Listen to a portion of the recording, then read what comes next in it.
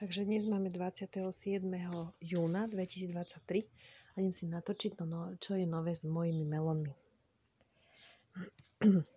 Tento melón je zaviazaný druhý v poradí. No, už môže mať kilo. Ten je pekný. Tento som viazala ako tretí. Toto je melón Sugar Baby. Ten je lajko. A tento nie tiež lajko. Toto je ten prvý. No to je riadny macko. Ten je parádny. No a tento posledný melón, ten vyzeral veľmi biedne. Na začiatku bol taký, že ho vyhodím. A mal to aj odhnité korene, asi ho aj slimak zožral. Ale on ide krásne. Je už nádherný. A tunak sa urobili dva samičie kvety. Tu je jeden. A hneď za tým, nad tým, je druhý samičí kvet. Takže tie, keď sa otvoria a ich opelím, tak uvidíme, či to sa začnú tvoriť melóniky. Raz melóniky. No a tuto som si všimla, my sme mali tento týždeň strašne, vlastne minulý týždeň veľké horúčavy. A ja som mala v skleníku až 37 stupňov, aj keď sa vetralo. A takto vyzerajú melóny, ktoré sú síce opalené,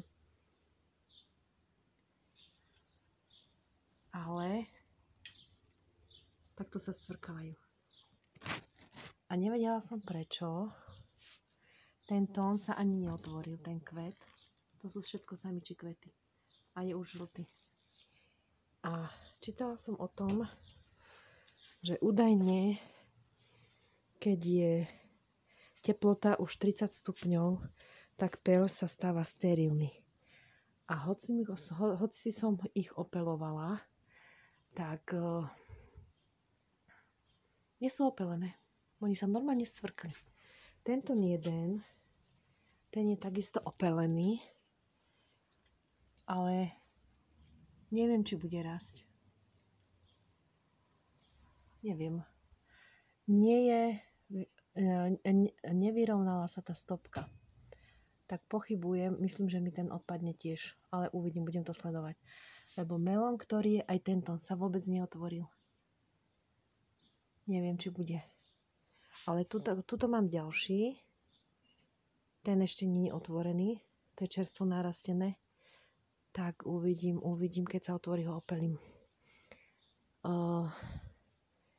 Tento by mal rásť. Ale uvidím tiež, aké si kadivný, ako si dlho nerastie. Takto sa stonka pekne vystre, keď je opelený. A začne vtedy rásť. Úplne sa vystre. Takže uvidíme. No ale tieto tri sú krásne. Sú krásne. A tento nie je nádherný macko. Som ho ešte som pridala tie špagaty hore, lebo obávam sa, že neviem, do akých rozmerov narastie a aby to nestradilo. Možno ešte pridám jednu sieťku. No a tunak dozadu, tam som nasadila ešte jednu sortu a ten musím vyviazať, ale už nemám tyč, takže budem musieť zajtra niečo vymyslieť a začnem ho viazať do hora. No a to je o melónoch teraz na teraz všetko.